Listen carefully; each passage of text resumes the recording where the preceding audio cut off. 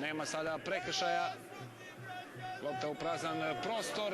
Hrnčević, pao je Hrnčević i hoće li pokazati Vučkov? Ipak hoće. 85. minuta, evo kaznenog udarca.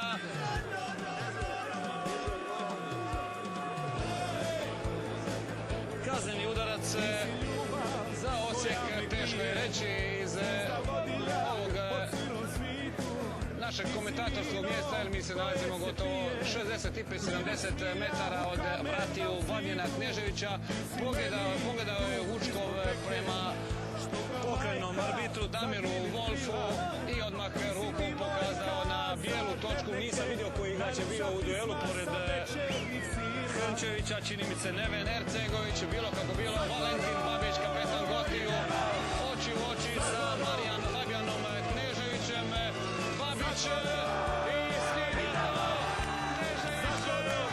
Eto, ne mogu Osječani biti sa bijele točke.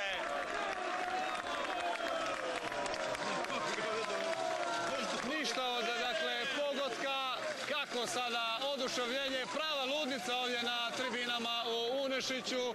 Ni sa bijele točke nisu pogodili Osječani, ali sada ipak jesu 2:1. Ko to tamo prima čestitke, ne vidim je li to Ivo Smoje bio strelac ili Hrnčević, čini mi se Antonio Hrnčević.